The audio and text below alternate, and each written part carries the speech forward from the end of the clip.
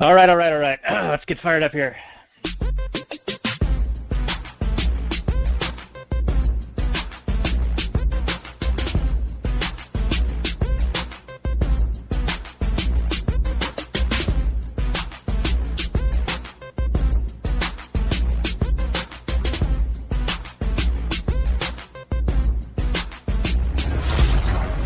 Maximum freedom.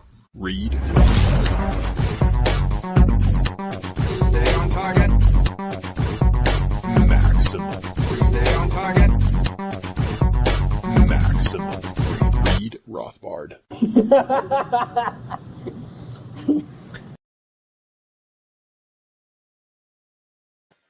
Well, hello and welcome to the Actual Anarchy podcast. This is a podcast where we talk about movies from a Rothbardian anarcho-capitalist perspective. And tonight we're doing a bit of a Memorial Day related episode, and we're doing a review of the movie Jarhead. And I mistakenly thought that in my old age and foolishness, I had thought that this was the one that had the guy going around in the bomb suit. And that one is actually The Hurt Locker. And that's the one that won Best Picture. So I was totally wrong about that. And so here I am admitting to my mistakes. Yes, I am wrong. I do fess up to that. But anyway, you can find the show notes and more for this at actualanarchy.com/236. And before we introduce our amazing guest that we have to discuss with us this movie on the Last Night Reports in the show, let's say hello to my hetero life mate and co-host, Robert Johnson. How are you doing, sir? Yeah, what's up, Boomer? Good job getting it all wrong. That's the way it goes. We make mistakes, we move forward, we press forward. We make mistakes in life, and you can't let it get you down. It's not how you fall down, it's how you get back up. Just get back on that horse. That advice holds true for all sorts of things, whether you be getting your ass dumped and you're 0 for 2 in 2021, or you mistakenly do a movie that's still damn good. And not Oscar winner, but still definitely has plenty of material for us to sink our meaty jaws into. All right, wow! I'm impressed and surprised that you enjoyed this film, and sadly, you announced that you are back on the market again, which is back a little on the bit market. You get knocked down, but you get up again. And they ain't never going to keep you down. You get knocked down, you get up again. And however the rest of that song goes. Anyway, I'm sure a I'm whiskey drink and then a vodka drink. It helps. Totally it helps. Annoying things here. So anyway, that is sad news. We also have other sad news that I will save for the end because I don't want to get into a shitty mood because we were about to do a really good episode here. But we will have that at the end, talking about our next episode. But people can find the show notes for this at actualanarchy.com/236, and we'll get into the Last Night Reports of the show and introduce our guest in just a moment.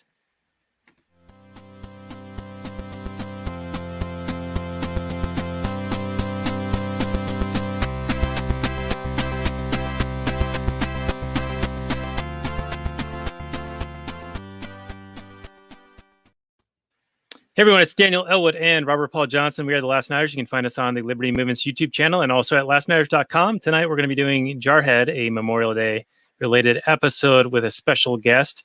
You can find the show notes and more for this at lastnighters.com/179. Before we get into it, I want to give a shout out to a new patron. He calls himself our weird European uncle, I think. Let me find his name really quickly here. Giannis. So Giannis is our newest patron. So welcome to the show, Giannis. He says that he enjoys our red-pilled perspective on movies and film in our discussions, which I don't know if we're necessarily like super red-pilled as a lot of people might be, but we did just do a series on The Matrix in the month of May.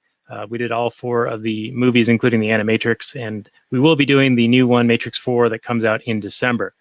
But before we get into more Matrix stuff in December, we have a lot more episodes coming your way, including this one where we're talking about Jarhead. And our guest is actually a person who runs a podcast. He's a veteran, and his podcast is called Why I Am Anti-War. He is Scott Spaulding of the Why I'm Anti-War podcast. And welcome to the show, Scott. We've been wanting to have you on for quite a while, and it's been worth the wait. So welcome to the show. Why don't you remind people what you do on your show and where they can find it? Yeah, this is I'm really excited to do this with you guys. So my podcast project is you can find it at Anti-War Podcast on Twitter. Anywhere you go, just look at Anti-War Podcast. I tried to clear it with Scott Horton before I took that one, and he was off Twitter at the time, and I couldn't get a hold of him, so I took it, and he seems okay with it because he's been on. So that's one of my favorite episodes. But the whole project is to get anyone who has any reason, whether it's a movie or a book they've read or something that personally happened to them, to tell how that influenced them to question or be anti-war. So you can also find me at MDVet4 on Twitter, lighting up chicken hawks most of the time. That's right. Yep. That's one of my favorite things to do on Twitter, is to see what you've been writing, as well as what Michael Malice has been writing. Though I don't go on there very often, just usually to retrieve messages. That's how you and I correspond. It's how we've corresponded with Johnny from Peddling Fiction and other things. I'm mostly a Facebook guy because I'm an old man. Yeah. I washed my hands of Facebook a few years ago, and I've been clawed back in for a few things here and there, and I can't even stand to look at it now. It's Oh yeah, it is. It is a hellscape of fact checks and climate change and vaccine, like notifications and stuff. It's a nightmare. But I'm on there. I'm old, and I'm stuck in my ways. But anyway, I'm very excited to have you on, and we had originally talked about doing Cool Hand Luke, as you were mentioning in the pre-show bonus content, also available for our Patreon supporters. Go to lastnight.com/Patreon. So maybe if this goes well, and I'm sure it will, at least from our end, we'll be happy with what you do. I don't know if you'll be happy with us, but if you're willing to come back, we can. I love you Cool guys. Hand Luke. So anyway, how we normally start this off is with the old Google description, and so I will demonstrate my technological abilities here. And hey, I think it actually worked. All right. So here it is. Jarhead came out in 2005. It's available on the Starz subscription service. That's how Robert and I watched it. Came out in 2005, directed by Sam Mendes and starring Jake Gyllenhaal, Peter Sarsgaard, Jamie Foxx, among others. Got a 7.7 out of 10 on the IMDb, 61% Rotten Tomatoes, 58% Metacritic, and 86% of Google users like it, including Robert. He mentioned that earlier on, and I'm a bit surprised, but I will hear him out on this. The description reads, in the late 1980s, Anthony Swofford, played by Jake Gyllenhaal, enlists as a Marine training in a boot camp under a sadistic drill instructor. Swofford undertakes a sniper course headed by Staff Sgt. Sykes, played by Jamie Foxx, during this time, which is shortly before the advent of the Gulf War. When the United States becomes involved, Swofford is shipped out along with his spotter, Alan Troy, played by Peter Sarsgaard, facing uncertainty each day about the war and home. The soldiers try to maintain composure. This came out November 4th, 2005. Again, director is the Spider-Man man, Sam Mendes. Budget at $72 million, and it did not win Best Picture. That was The Hurt Locker. Robert, your opening, please. The Spider-Man man, Sam Mendes? What are we talking about here? I think you're confused with a different director, maybe? Didn't he do a Spider-Man movie? I don't think so. Man, am I high on crack right now? What is going on? Bring him up. Bring him up on IMDb. Sam Mendes. All right, I got him right here. Let's see. Known for Cabaret, Oliver, Company, Gypsy, Charlie and Chocolate Factory. Oh, that's okay. Hold on. Yeah, apparently I am way off. Let's see here. Where's his movies? I think you got him confused with who's that guy that did Evil Dead? The Evil Dead guy. Oh, Sam Raimi. Yeah, I think that's who you're confusing. Son of a gun. All right. What a boomer. Skyfall, this is 1917. Boomer podcast. Road to Perdition. Okay. All right. American Beauty. All right. Well, American Beauty, that's his big one that I know. Yeah. I stand corrected. All right, Robert, you're anyway, this is whatever. They're both named Sam. You're half right. Partial credit. So, as our guest was saying in our pre-show, this movie has a very passive protagonist. Just like in Full Metal Jacket, The characters, I mean, these guys are soldiers. They do what they're told. They go where they're told to go. They don't really get a lot of choices. So their choices really can't affect the plot a whole lot. Although I will say this movie, I think, gave me more than Full Metal Jacket did, because this is a very psychological story. I know a lot of war stories really talks about. What are you shaking your head about? This is my intro. You get your face out of here. Give me the full screen. Man, full better screen. than Full Metal Jacket. Oh man, sacrilege. All right, here you go. I didn't say that this movie is necessarily better than Full Metal Jacket, although it is. What I was saying is that the main character, as it's a psychological story and it's really the devolution of his sanity, his choices are they do affect the plot more than in Full Metal Jacket. So his kind of wild, breaks where he threatens his squad mate, threatens to kill him basically because he was negligent when he was taking over his watch duties. I'll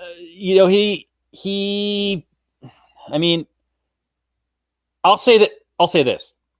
He was a much more interesting character than the main character in Full Metal Jacket. We get inside his head. We get a whole lot of his inner monologue. We get his, his elation. We get all of his emotions. We get his boredom. We get his jealousy. We get his rage. We get his frustrations. Mostly his frustrations. His being horrified when he sees all the civilian dead bodies of the people just trying to escape the war. I don't know. We just seem to get more in this film than we did in Full Metal Jacket. For me, I connected more with this character. It might have also helped that this guy's like barely older than me. This was taking place in 1993, I believe, and he says he's 20 in the film. So in 1993, I was 17. So yeah, he's like 3 years older than me. And if it had been a few years later, I mean, I was approached by recruiter guys. I could have, even though I rejected them, I could have almost been in the war, would have been one of those guys, and could have been in this guy's place. He's one of the... He was 91, and I remember you... 91? Oh, it wasn't 93, okay. You sicked those recruiters on me. Listen, they were going to come to you anyway. But they asked me if there was anybody else I knew that was interested in joining the army. And I was like, well, of course I do. My buddy Dan, he's all about it.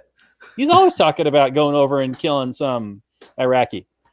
So, yeah, I'm not really proud of that, but that's something that happened. It's true. It's one of those things that friends do to each other, try and get them enlisted.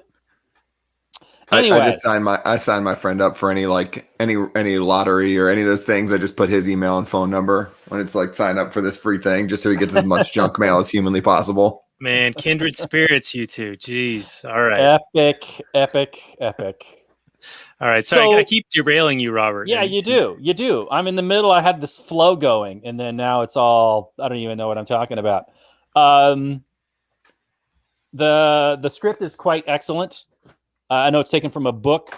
Not a lot happens in the movie, but that's some of the case with war.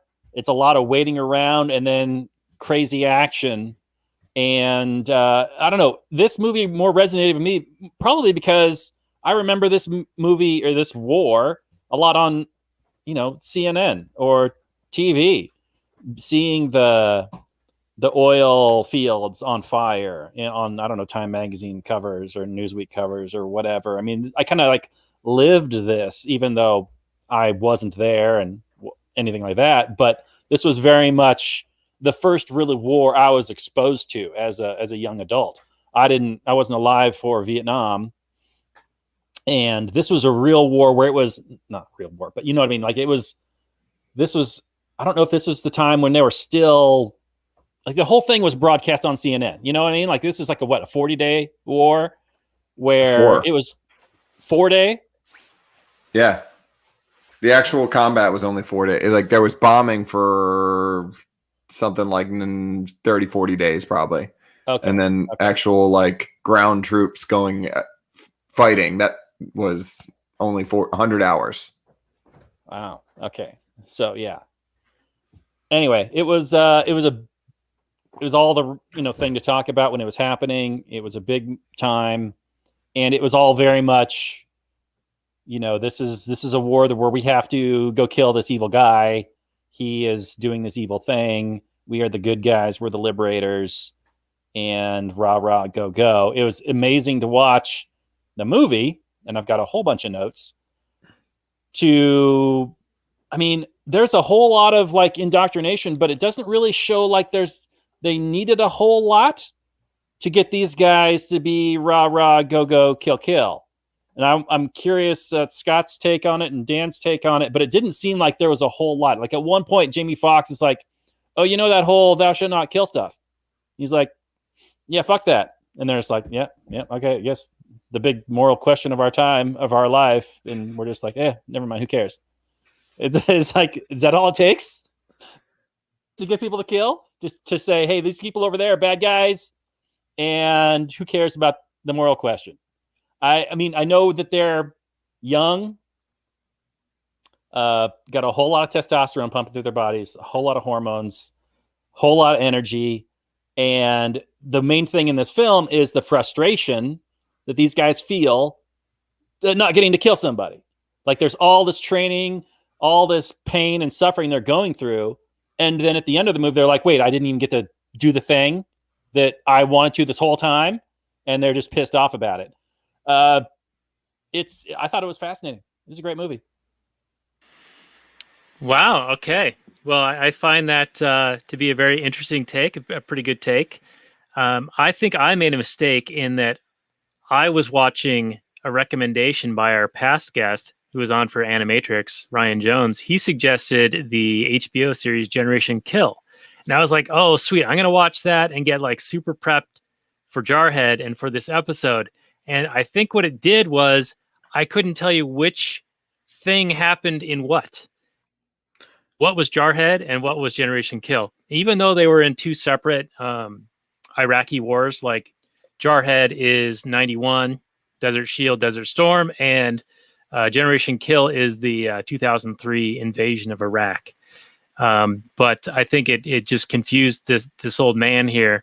And by the way, serious question, Robert. How does a guy who knows nothing about movies come to do a movie podcast that's almost 5 years old? I've demonstrated like 6 different times and just tonight that I know nothing about directors, writers, how movies should be made, any of that stuff. And yet here we are. The key to that is to not have any boss whatsoever, so no one can ever fire you. You just do it, and you can have the worst podcast of all time, but since you can fire you, you just keep doing it. I might cancel my Patreon. No, we need those dollars. All right, don't take any ideas from our guests, fellow listeners here. All right, so Scott, what's your take on the Google description and Robert's take on this? It sounds like he's got a bunch of notes, so we could be going for a little while here.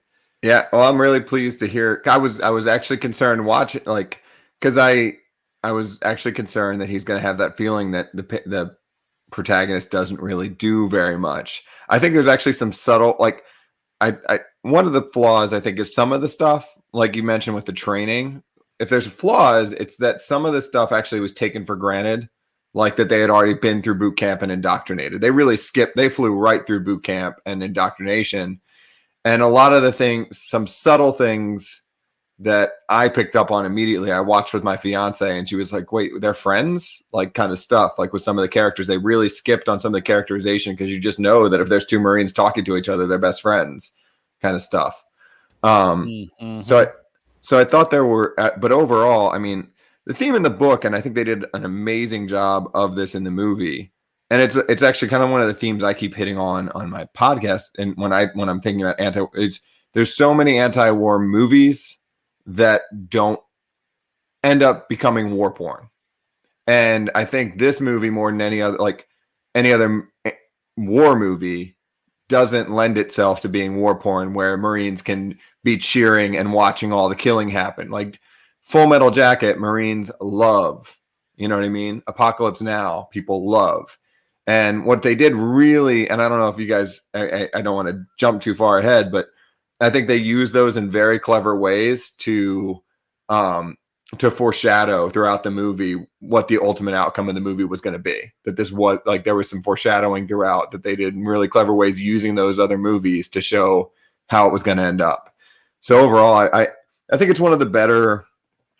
There's some other great ones that I look forward to maybe talking about you all with, but they do a cool job of referencing Full Metal Jacket in some really subtle ways too that I didn't pick up on the first or second or third time I ever saw it, and a little bit of referencing like Apocalypse Now too. So I thought overall, it's one of my favorites. But it's also I think it hits this fine balance. There are a lot of really depressing anti-war movies. I don't think this dives far enough into depressing where you wouldn't watch it again. Because there's a lot that I've watched that you watch it and you never want to see that movie again. And this is one that I don't get that feeling from. You could recommend it and not be like, okay, you have to watch this horrible documentary about Yemen so that you hate the war in Yemen. You know what I mean? Watch this movie and you're going to come out and you'll be entertained and still come out of it getting the right message.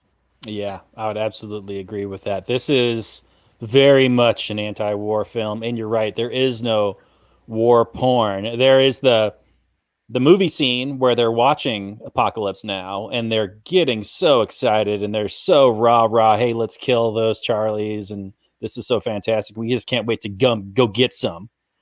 And then they get to the war and it's not what they were hoping for. And you hear this throughout time, like throughout, I don't know, since like World War I, maybe even, I don't even know about the Civil War. We don't really have a whole lot of information on how people were feeling about that. But there's very much the sense, especially in the World War I, World War II, especially World War I, I've heard a lot of things about people just wanting to get to the war before it was over.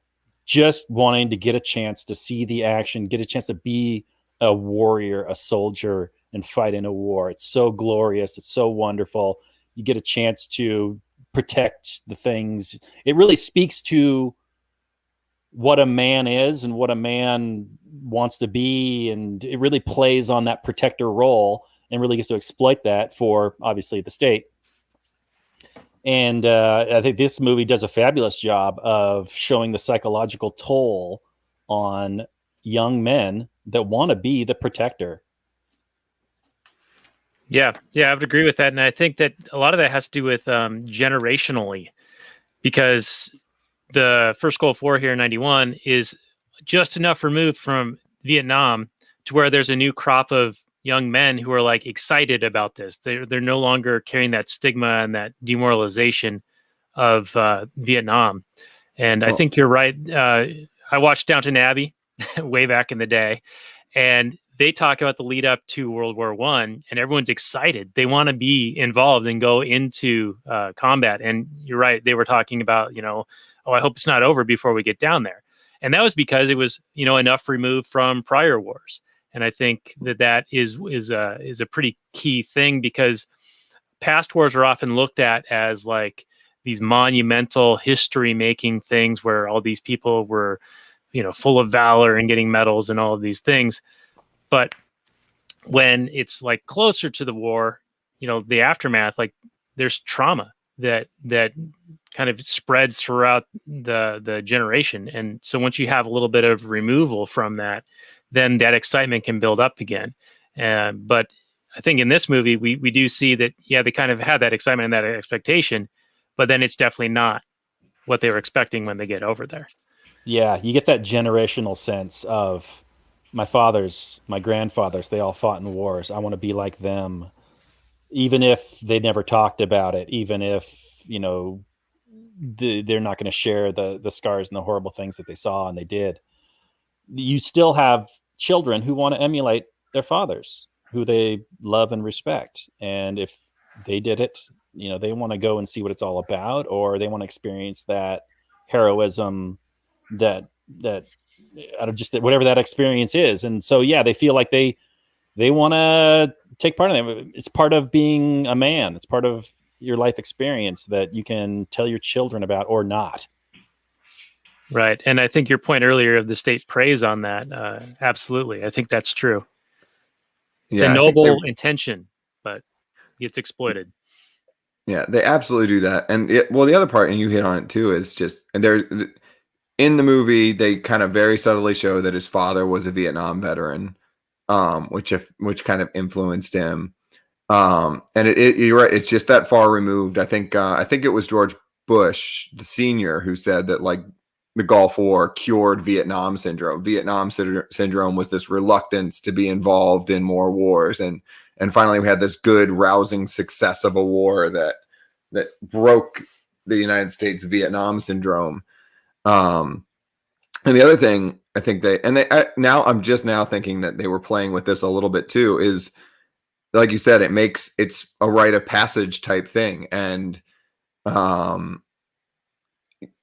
in the Marine Corps, and I think they mentioned this very subtly too, everyone wants what's called their CAR, their combat action ribbon, which you get when the standard changes from time to time, but it usually means you were shot at and return fire, that you actually fired your weapon in combat. They can alter that definition sometimes, but that's the general definition, is that you've actually seen combat. You'll get a CAR, and everybody wants one. As soon as they got there, those Marines don't need to be told anything except that this is their chance to get a CAR, and that'll make them a real Marine. Everyone will respect them then. You could look at somebody a few ranks above you, and they'll look at you, and if they don't have a CAR, you look down on them. And if you do, you know what I mean? That they haven't seen it, they haven't been there. Yeah, that's an interesting point. I don't mean to derail you, so hold on to whatever thought you've got. But isn't it funny how a little ribbon or a medal, just a little trinket, can be such a huge motivator? I forget who first introduced Napoleon. Yeah. Well, it's definitely attributed to Napoleon. That they'll march 100 miles for you could give them $1 million or whatever. They'll march. Nothing else will entice somebody like a piece of ribbon will. Right, and it's just amazing because I mean it certainly holds a significance, but really it's just a trinket. But it's status, and it says so much more than anything else. It's rank among your fellow man, and it's self-esteem, and is it a perversion? Yeah, it's they really do. They manage to manipulate it. It's crazy. So what do you guys think of they say a lot of interesting things in this film. They have one guy who's like the libertarian Marine, right? Who's like, I what's all this cutting out my freedom of speech and stuff? And he's like, what is this with taking this pill and all this kind of stuff? It's the one guy who actually thinks about things. And of course, he's like the ignorant redneck Southern guy. And everybody else is just like going along with whatever. They don't care. Or they don't think about it. But this guy, he's actually has some ideas of liberty. And so he's the only one giving Jamie Foxx pushback on these things. What did you guys think of that character? I appreciated him. He didn't quite have all the philosophy right, but he at least had the spirit of liberty and the spirit of bodily autonomy, and that just because you sign a contract with the military doesn't mean that they strip you of your rights, even though Jamie Foxx claimed that was the case. No, I enjoyed him pointing out the hypocrisy. Like, here you are, saying that Saddam Hussein's like this terrible guy because he does X, Y, and Z, and you're doing X, Y, and Z to me. Right. Yeah, that character rang pretty realistic to me. There's always at least one, I don't know. There's always at least one, there's typically like some loudmouth guy that will, there's a formation. The general asks if everyone has any questions. Like if a general is speaking to you, everyone shuts up and everyone knows that you don't ask any, the general's going to ask you if you have questions. You don't raise your hand. You shut your mouth. And then there'll be one who asks the stupidest, not even stupid, but stupid in the sense that, you're like anybody with a brain knows you're not going to get an answer. You're going to get some nonsense and then you're going to get yelled at for disrupting. And, that kid rang really true to me. Like that there will be some kid that'll ask something like, why we got to eat these pills anyways? And then whoever the person of rank around will be like, well, your chain of command will handle that for you. And everyone's just like, God damn that kid. Yeah. Now that pill thing was really, thinking about modern events, current events, was really striking to me because they're just like, just take it. Well, it says here there's no liability. I got to sign off on this like experimental thing. They're like, yeah, just do it. And that's the argument, and that's the argument we get now. Or we get the boilerplate, like safe and effective or whatever. But, I find that pretty much anything that is spouted in mainstream media or by the government, that I will take it with a healthy grain of salt. Yeah, I was kind of wanting that plot bit to go somewhere, because even I'm not familiar enough. I don't know if they were kind of insinuating Gulf War syndrome could be related to some pill they had to take, or but right. It really didn't go somewhere. And what was somewhat lame or realistic about it is like some of them the dumb part that they did there was they faked swallowing the pill but still signed the waiver. You know what I mean? So like, don't sign. I mean, I know that would be a hard one to do, because to be honest, if you were the one that didn't sign it, they would in the Marine Corps' bureaucracy care more about whether you would sign. Like, if I have a sheet and I need 15 names on it, I'm going to get 15 signatures. You know what I mean? Like, they would be more upset about that than if you actually took the pill or not. They wouldn't give a damn about that. Right. Now, one thing I thought was interesting, and I'm sure, Scott, you probably know a fair amount about this, especially if you're familiar with Scott Horton, but they, of course, portray Saddam Hussein as this totalitarian dictator doing an aggressive act against the sovereign nation of Kuwait. But in my foggy memory, I believe that Saddam was essentially given authorization. He checked with the United States and was told by the ambassador, I don't remember who the person was, but they basically told him, hey, that's your affairs. We're not going to get involved. And they make one point in this movie where it's like, well, Saddam's got all these weapons. Well, who do you think sold them to him? Of course, the United States, right? They did say that, yeah. Yeah. So do you have a little bit of history on that? And I mean, obviously, they're not going to tell the soldiers that. They want to motivate them and make the enemy like evil incarnate. But it certainly seems like this was a bait and switch or some kind of a trap. Yeah, as far as the history of that goes, you pretty much hit it. That the way it's put is, and there could be another layer to this, but at least what's publicly acknowledged is that at one point Saddam did kind of ask about, there was a conflict over basically their debt to Iran, to Iraq's debt to Kuwait and Saudi Arabia, because they loaned money to Iraq during the Iran-Iraq War. And then there was a dispute between Kuwait over, well, maybe we'll recoup our debt through pumping out more oil out of the common oil. Oh, right. Wasn't there like a slant thing that they claimed was going over the border? They claimed that, and I don't know the details. So there was this basically dispute, and it seemed, and I think Saddam Hussein did seem to insinuate pretty clearly that he was going to invade maybe the oil fields, and our State Department basically said, well, we take no opinion on inter-Arab affairs. Basically, that was he interpreted it as a green light, that if we had wanted him not to, we would have told him not to. And he probably would have listened. And then I think, as I understand it, they were genuinely surprised he took the whole country. And so that was part of the counter reaction at that point, was we were a little surprised that he went as far as he did. And probably if he had just taken the oil fields or some limited action, nothing would have come of it. But also, I think it just had a lot to do with the Saudi lobby finally like getting its feet under it. The Saudi and Kuwaiti lobby, tons of money just being poured into Washington, because you have the Kuwaiti ambassador's daughter just lying in front of Congress and being, they had a pretty, it was actually, I think the name was Hill and Knowlton, and I ended up looking up them more later. I could be wrong on that, so don't don't elwood me out on that one. The baby's an incubator story. Yeah, that she was coached by a PR firm to tell this story, by a PR firm, and everyone, and people aren't paying attention to that part of the world, especially back then. Nobody was paying that close of attention, So, and most Marines aren't paying attention to any of that crap.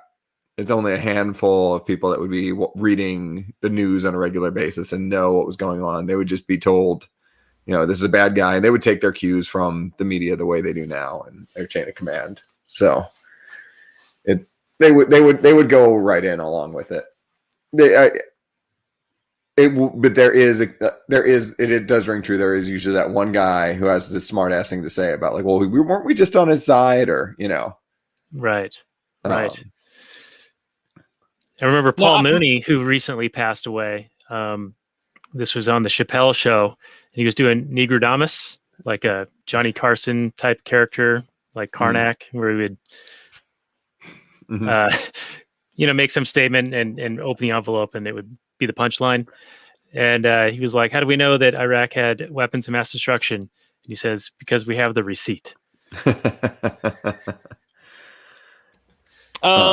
Maybe my memory is always fuzzy, of course, but so the Babies and Incubators was in 1991? I thought all that was in like 2003 in the lead up to that war. Or is that just the Yellow Cake 2003 was the WMDs and Yellow Cake? Mainly the that we're sure that he has WMDs, and the whole thing was that per the treaty, the peace settlement at the end of the 1991 war, he was supposed to get rid of all of those. And so that if we could, right. So the UN ratified like whatever peace deal, and he was supposed to give up all those things. So if we could convince the UN that he actually still had some somewhere, then we could justifiably continue the war effectively. And then when the UN rejected that and said that he doesn't, that's when we got the new 2003 AUMF to go ahead and invade all over a new authorization, because they were going to try to use the 1991 one, which incidentally I just heard they're thinking about repealing now. It was a bit late, guys. I was listening. They were just talking about how, like, well, on the one hand, it's like, well, at least they're repealing some of these things. Like, it's just that we still have an authorization to kick Saddam out of Kuwait just in case he comes back. Zombie Saddam comes back and invades Kuwait. We got authorization for that already. President's got the green light. Yeah, no, none of these things are literally declared wars, right? Like, there hasn't been a declared war since what? Korea? Or World 1942 War II? Against Hungary or Bulgaria or both. Yeah, so everything else has been some kind of like kinetic action. Or something. Yeah, basically. Well, it's Congress giving away its war power. It's Congress saying, well, if the president wants war, he can have it. Which is the complete opposite of, it's a total inversion of what the Constitution called for, which was the people deciding if there would be a war or not. Instead, it's like, well, we'll just say the president can, and then we're not responsible anymore. Right. So much for the Constitution. I'm a Lysander Spooner man myself on that. Well, yeah, absolutely.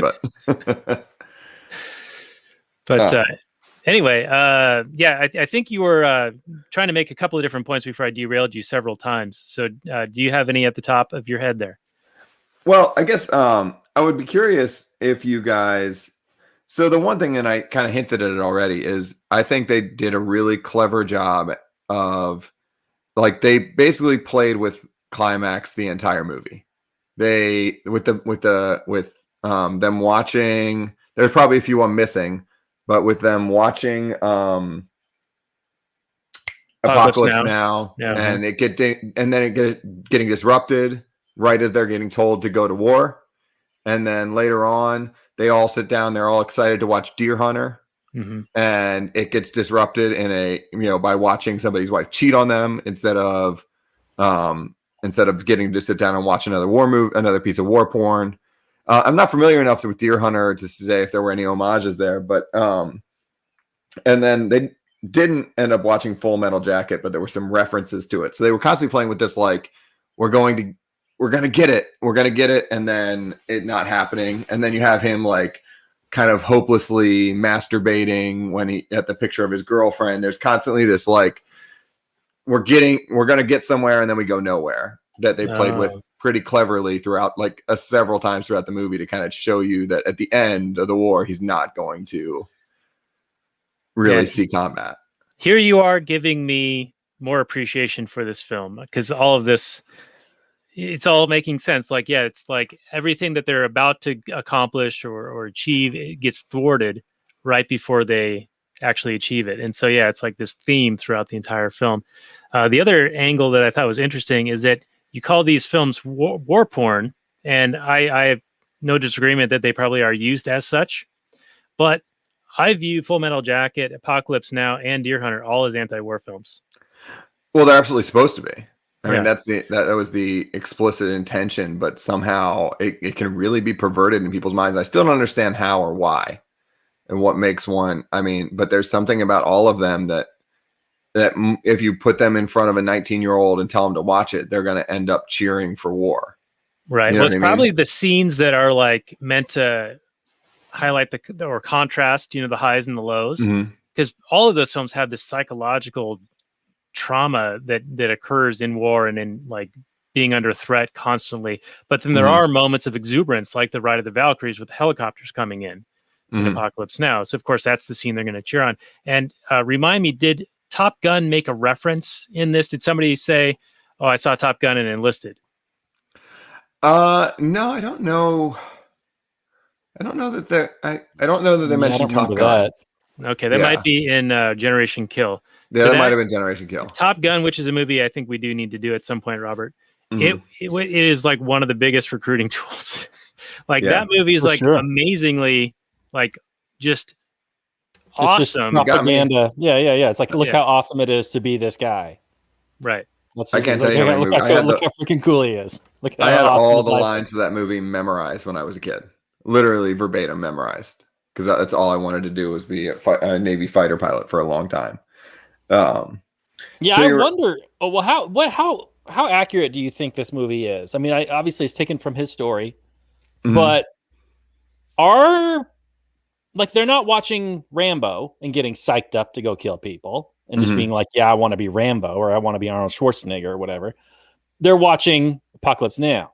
They're watching Full Metal Jacket, which are very much, like Daniel said, I think are also our anti-war films. If you watch them in their entirety, you're not just watching the flash bomb, shoot them. Are they really used by the U.S. military as war propaganda? My recruiter, really? Yes. Full Metal Jacket was playing. It was the go-to sit around and watch at the recruiter's office thing. Wouldn't that turn away business? It doesn't. For a certain kind of thick-headed person like myself, you just think you're tougher than any of the psychological parts where somebody's struggling with it. They're just pussies, and you're mentally tougher than them. And this is forget about all the pussy parts of the movie. This is awesome.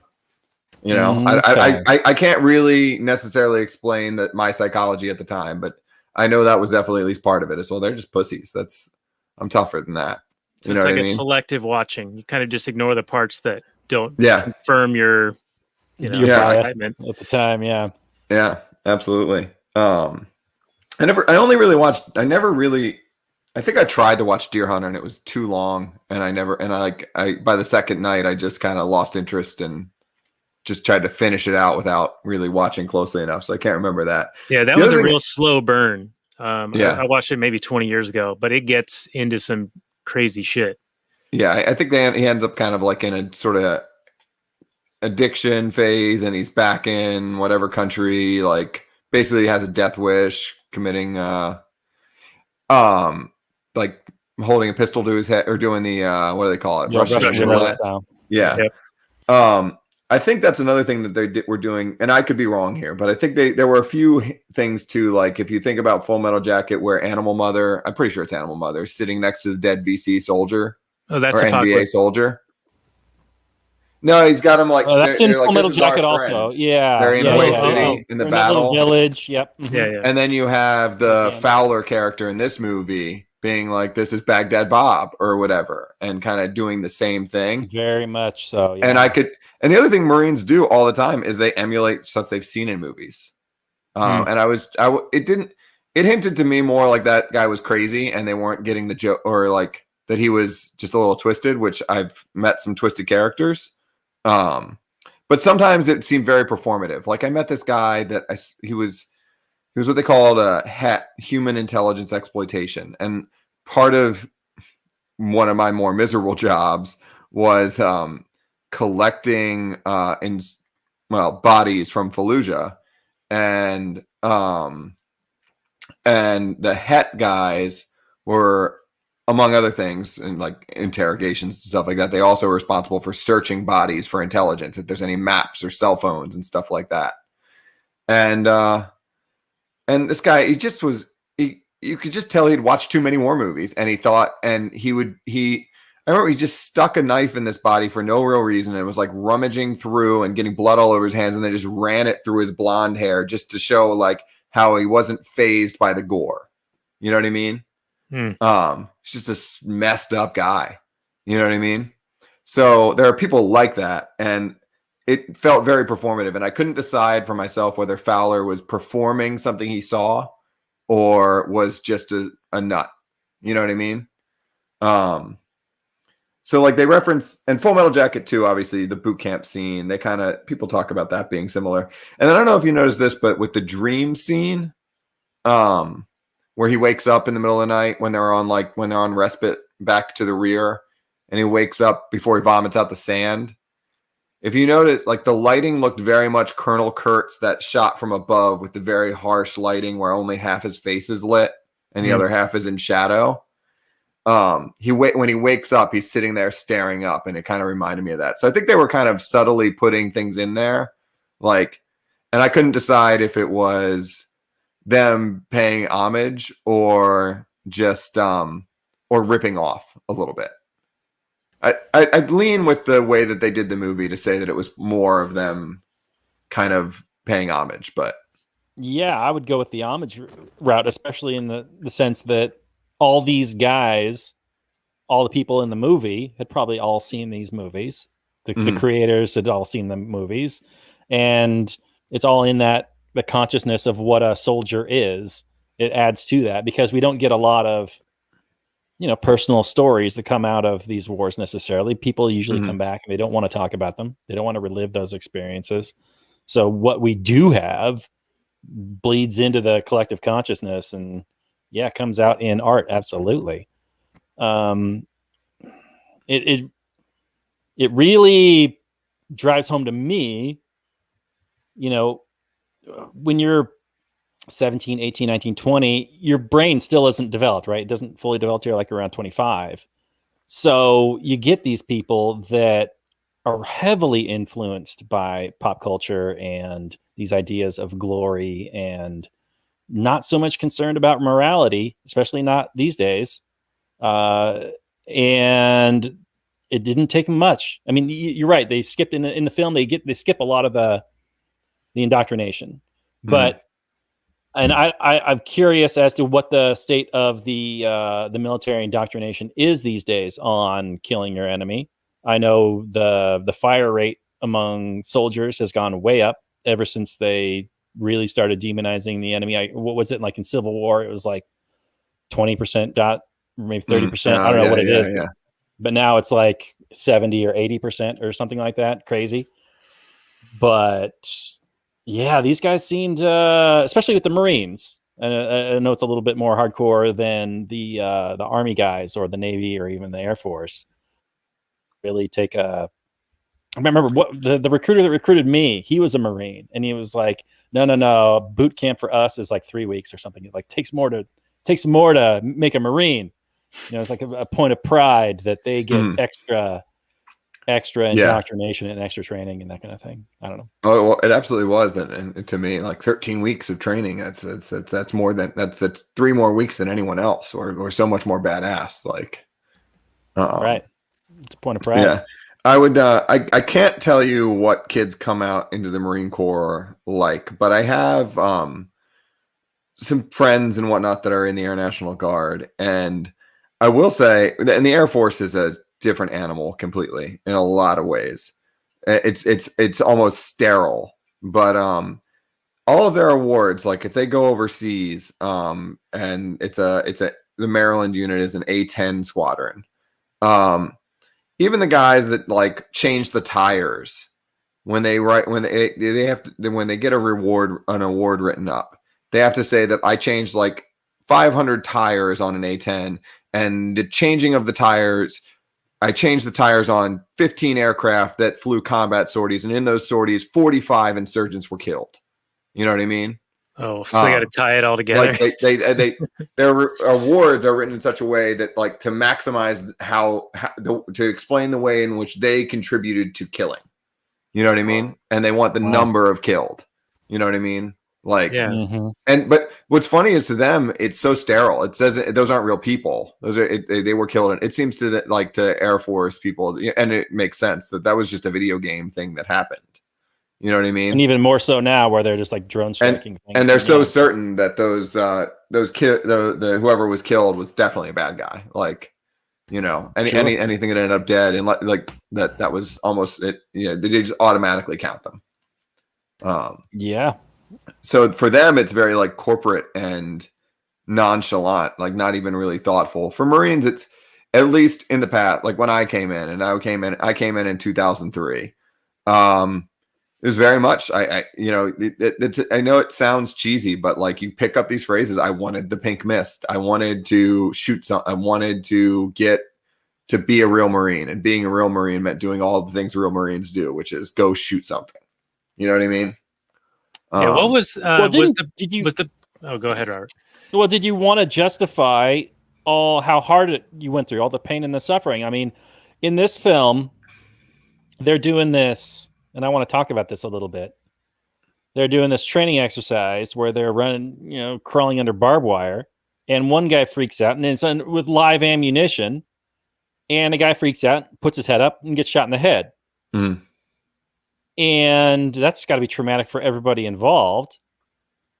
And you'd think at the end of it all that pain and suffering has got to get you something. It's got to be for some reason, even if it's only a personal reason of being able to do a thing that you want to do, not necessarily, oh, I want the war to be justified and us to be the good guys and us to come back heroes and blah, blah, blah, blah, blah. You got to get something for all that pain and suffering, right? Yeah, I don't know. I guess to a certain extent, like, I think I'm trying to think of the like cliche phrases Marines will say, but it's like, there's an element of that, but it's not exactly like this is payback for all the training I did. It's like if I did all this training and then did nothing, then it's all invalidated. You know what I mean? It's not that this is like a big payoff. It's more like if I did all of this training and then I do nothing with it. If I just sit around the base all day, if we go to some Camp Cupcake and we never see combat, then like what then what the hell is the point of it? Which is I know the difference is I'm not sure I'm articulating it clearly enough, but it's more like it would invalidate all the time. All the time prior would feel wasted if you didn't get to go do something, rather than so much as like I want to go do it so this pays off, which is it's a difference in like phrasing almost, but that's the way I would. But yeah, you are right. You're more right than wrong. Like you're on the spot. That really it is like all the things you do. Yeah. All this would if I can't. The other part too is if I can't prove that I can do it for real. I think that's the part that I need to add, that makes it make sense. Is I need to prove there's something about you hear all the time that there's just something. There's nothing like the real thing. You know what I mean? And so until you'll hear from some people that you'll hear that, you know, when you're getting shot at, and I remember one occasion where this guy he was like, he didn't belong there. And I mean, neither did I really, but he was the disperser and he happened to be with us. The disperser is literally the guy that like hands out cash. He's like a bank teller for the Marine Corps, you know, and he was out with us for whatever reason. And we were getting shot at, and he literally was like, they're shooting, like kind of in a panic, like, and they're like, calm down, dude, just, you know, point your rifle that way. We'll be okay. Like, you know, but you kind of like some people just don't have it in them, or they're going to panic and freak out. And you don't want to be that person. You want to show everyone else that you're going to do what you're expected, what everyone expects of you, and that you're not the one that's going to be not able to cut it. You know what I mean? This ties right into that ribbon thing you were talking about earlier, where that validates. Yeah. And is a tangible like marker of that thing happening. So they've fulfilled that desire that they have. And I think there's two other kind of points related to this. The one about, you know, if they've spent all this time and effort into something and then it never pays off. I've heard that argument made for the weapons systems and the military industrial complex contractors who develop all of these things. And well, it sure would be a waste for these billions of dollars to go into this development for something that we're never going to use. And so that's actually an incentive to actually use them and push for war and, of course, more things. Then the other side of it is more on a personal side, where you go through like an initiation or a hazing ritual, sort of like a fraternity. You become brothers with your fellow Marines, or, you know, like a frat house at a college, though certainly on a lesser scale. But there is psychologically like a bond that's formed through those challenges that you overcome together, and you kind of build those bonds as a result of that. So I can see kind of both of those things sort of playing a role in this. And that psychological aspect like flows into everybody else too, right? Like the whole national population. Like a lot of the argument for why we're still in Iraq or why we're still in Afghanistan is like, well, we got to get something out of this. We've spent all this time and effort. We can't just leave now. We got to keep this thing going. We got to eventually win this thing, or who knows what the goal out of is or whatever. But you know, we've sunk all this time and effort and money and manpower into this. We got to keep going. We can't just leave. It's a sunk cost fallacy. It's the good money after bad. And it's I'm gonna butcher the quote a little bit, but to play around with kind of I think it was the quote about one of the founders quotes about the standing army. And I think it's actually Elbridge Gerry who said it, but like from gerrymandering. But he said like a standing army is like a standing member, meaning a dick. It's an assurance of domestic tranquility, but a dangerous temptation to foreign adventure. Meaning that if you have this giant standing army, this Marine Corps sitting around, the Cold War is over, we got to go out and do something with it. You know what I mean? We're not going to keep 1.5 million people in uniform if they're not going to go kill something. We got to keep them in Iraq and Afghanistan. Well, what's the point of having this many? You know, we have them. We might as well use them. If they're if those wars ended now, as soon as some little something happened in Panama, they would be champing at the bit to go do that. Right, you know? Right. Yeah, because you no one's going to attack us. Right. And you have to always have another enemy. You always have to have a new enemy, a new focus. I remember, I think Rothbard was talking about after the fall of communism, he was giving a speech and he's like, hey, this is a great opportunity to wind down the military, you know? And of course, can't do that. There's too many. Got to find a new enemy. What are you talking about? Yeah, it's astounding when you do talk about it. People just can't even imagine like having, I mean, when you put it all together, like there's 1.5 million on active duty, and then like another 500,000 or 800,000 reservists, and then there's 2 million DoD civilians, and then like another 500,000 to 1 million contractors. It's something between 6 and 8 million people that work for the military out of the entire workforce. You know, which is a pretty good chunk. And and when you just say like, well, you know, if we weren't any, you know, we could wind this military down, and it's just unimaginable. Like it's a huge jobs program, you know. Imagine like you can't expect to convince. Yeah, you can't expect to convince anyone otherwise if their paycheck depends on not learning that information. You know. Yeah. Yes. I was curious what you thought of the friendship with Troy and the main character in Swofford. Did that seem like they just kind of like glossed right over that and just made that like, oh yeah, they're buddies now? Oh yeah, yeah. The movie didn't give us enough. Maybe I'm sure the book probably goes into it more, but the movie didn't give us enough. Just like when I always criticize like love stories, where the one woman or the man, they don't like show they're the only us. male and female character, so they must. Yeah, so of course they're in love. I mean, they're two good-looking people. Why wouldn't they be? But the movies don't give us enough reason why this person is a friend of them. Like, yeah, they're all in the same platoon. They work hand in hand. They rely on each other. They got each other's back.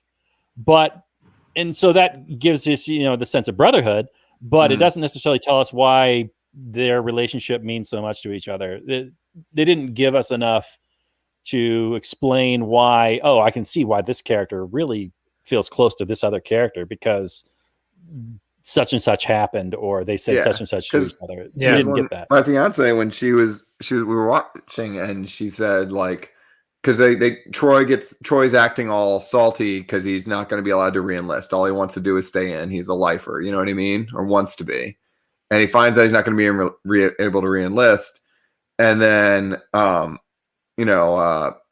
Staff Sergeant Sykes pulls Swofford aside. Yeah. To tell him to keep an eye on him and tell him what's happening with him. And my fiance was like, why Swofford? He seems like a fuck up. Like, of all the people at this point, he's gotten in trouble a handful of times, like of all the people. And it wasn't obvious. It was obvious to me that he was the scout and he was the sniper and they were a team together. But even then, that doesn't necessarily mean they're best buddies. Right. And like, it was obvious to me that at least they had to work together. But like all of a sudden I was like, yeah, they really didn't do much of making them friends. They have a little bit of him being the guy that like first one to talk to him when he checks into the new unit. They have a little bit of him like in the book. They have him actually stopping or at least intervening as Swofford's about to thinking about committing suicide. It's not quite the scene with Fergus, which is it. Apparently that was I'll finish the thought, but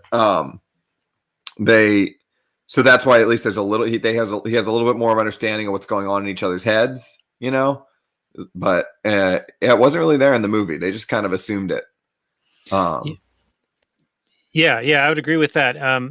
Because when you first meet each other, there's an antagonism where Swofford is about to be branded as a result of that initial interaction, and then they never really resolve anything or come to some kind of like point of having to build a camaraderie. Like, sure, they have to work together, but if that moment that you mentioned in the book where Swofford's about to commit suicide and Troy like helps him out or whatever, that would have been an important thing to have in this movie. I think that would have gelled their relationship there and made it like that much more impactful. I'm sure they had to cut out tons of stuff cut something down. I think they did a good job in some ways reorganizing the story because it was written kind of vignettes and mixed together and it came together interestingly. But in the movie, they kind of had to do more chronologically. But the other just interesting thing, because I listened to some of the commentary. Apparently, and I listened to like some interview after. Jake Gyllenhaal must have been going through some things when they made the movie. Because part of the reason he was really fixated on getting the part, he got denied for the part and then called up directly and like begged for it. And in the interview with him, he said that like, it was a role that would allow me to like get my rage out. And I have a lot of, and it's very rare to have a time in your life when you need to release your rage. And there's a part where you can release your rage. You know what I mean? So it sounded like he was going through some things. And what was interesting, too, is they talked about that's the scene that they ended up doing with Fergus, which, I don't know, the Marine Corps changes over time. If an incident like that happened in my time in 15 years ago, when I came in, it would have been taken incredibly seriously. But as you're talking about the him fire him or threatening to kill Fergus. Okay, Threatening to kill Fergus. Yeah. Because in the movie it's kind of played off as like okay, you guys need to bro it out and hug it out and whatever. There wasn't any like official disciplinary thing from. Yeah, I mean, if he had actually like if they had fought or even damn near killed each other fighting, that probably could have been broing out. But usually, like one of the big no-nos is pointing a loaded rifle at anybody. You know what I mean? That would have gotten him in a lot of hot water. But there was 12, 13 years between my time in and then, so I don't know how exactly they would have handled it then. There was a lot more concern about suicide in the Marine Corps even by 2004, 2005 than there was then. So I don't know. But as they were filming that, apparently he was going friggin' nuts. The other actor was pissed by the end of it because he beat the crap out of him. And Jake Gyllenhaal knocked his own teeth out with the rifle. They kept filming through that. He beat the crap out of the other actor the entire way through the movie, through it until the point where the actor was legitimately mad. legitimately mad at him for the rest of the filming. Didn't want to be anywhere near him. Wow.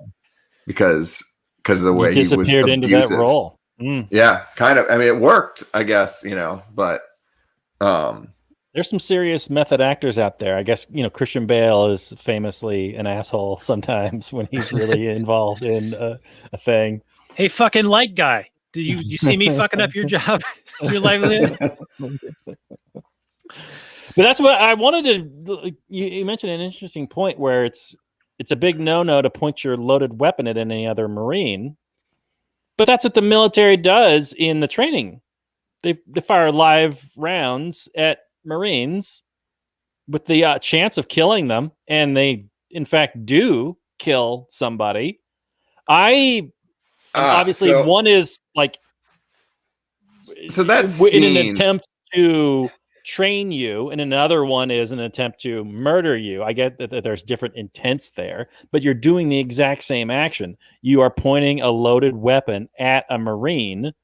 So in my view, the guy pointing the gun and shooting the gun in an attempt to train the Marines, when he shoots and kills that guy, he killed that guy. He murdered that guy, not with any intent, not like premeditated homicide or whatever, but certainly like manslaughter or second-degree homicide. He knew very well that there's a chance that he could jerk his gun and it would shoot down, or that the guy would jump up. There's an option. There's a possibility of killing somebody, even though your intent is to train them. You could still very well kill them. Yeah, like I could point a gun at you and be like, "Oh, I'm just going to train you to deflect bullets or whatever," and I end up killing you, and I'm still guilty of murder, aren't I? That scene, I don't know why the hell it was there. Like, it was one of the least. I wouldn't probably have considered that to be that tough of training. There's a lot harder things you can make people do than. I mean, low crawling in mud sucks. Don't get me wrong, but like, generally speaking, like, if they were going to do anything there's not a scene like it in the book. I could understand maybe this is just a cost-effective way to do it. There's like at the end of infantry training, and then there's plenty of other exercises like this. You'll do something where effectively, like, you are bounding, like you are on the ground moving forward, and machine gun fire is coming across in front of you from trained machine gunners. And then, like, as you get to a certain point, you'll pop smoke or a flare so that they'll shift their fire further ahead of you and whatever, so you can advance undercover. And it's a pretty high risk thing. You know what I mean? Because you do have other machine gunners that are in training, like, doing this. But there's also like, and again, this is 11 years later, but there's an insane amount of supervision over that, and like safety precautions where you would really, and it's not impossible to screw up, but you would really have to screw up, make a mistake, and not show, like, have them not see you, or have the machine gun.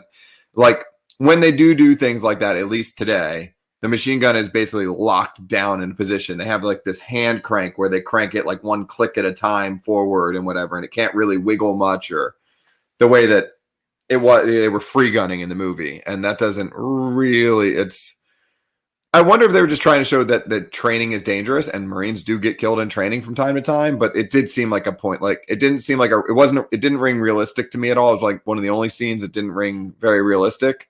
And at that point, those guys are already infantry Marines. Like, this got glossed over too. It's not as important, but like when they get to that phase of the training in the movie, at least, those are Marines that, well, Swofford got kind of duped into it, but that volunteered for what they call, like, there's different indocs. That's what when they had that formation where he went bugling, where they duped him into coming out to be the bugler. That was Stevie Wonder. Yeah. That was their way, Sykes' way of tricking him into coming out for the indoc. And the indoc is usually just like it starts with a few days of like really intense physical training just to wash out as many people as they can. And then they'll do like more, but he's already been an infantry Marine at that point. They would have done training like that then. And the scout sniper training it just didn't ring realistic. But you're right. If they were negligent, if they were so negligent as to be like free gunning and not noticing that the guy's geeking out and about to get up and call ceasefire, like somebody would have had their no way in at least in the 2003 Marine Corps. There's no way in hell that Staff Sergeant Sykes would have kept his position in that platoon. He would have at least been fired and moved to something else. For having been so brazenly unsafe. Right. If not, yeah. Yeah, I wondered about that. I was like, they just move right past it. Like he yells at the dead guy, and then we're just on to the next scene like nothing happened. And I'm like, there's no investigation, there's no oversight, there's no anybody coming in and questioning this guy's command. There's none of that. What? Yeah. That sounds exactly like something that would happen. Yeah. And I'm not saying that there is no risk in training. Of course, there's going to be a significant amount of risk, and everybody's fully aware of that risk, especially when you're using live ammunition or whatever you happen to be doing. There's always the risk of injury. But from what I saw in the film, I was like, you guys just murdered that guy. Yeah, they kind of blasted through that with the paintball training too. That's not. We certainly didn't do it like, well, unless we were just. It was the end of the training time. You didn't do it like you were just playing paintball for funsies. You know what I mean? The way they looked like they were doing it. So that whole training montage was a little bit goofy, I guess you could. But yeah. But what do you expect? To your point, Scott, about like just from movie making perspective, that scene, it's there, but then it doesn't go anywhere. Yeah, you know, there were like no repercussions, and not just like what you were talking about, Robert, like an investigation or whatever. But I was looking for that to have some meaning and some changing of altering the course of the movie. You know, like this is a big deal. All these guys are going through this training program, and one of them gets shot. I want to see how that affects them as it relates to the movie. Does somebody drop out as a result? Does it cause strife among the unit or something like that? But no, it's just kind of washed away. Just something that happened, and then all of a sudden they've graduated into this sniper scout thing. Yeah. That was suboptimal, I guess. Oh, sorry, hold on. I lost my. This is a top quality show here. Don't worry. We do this all the time.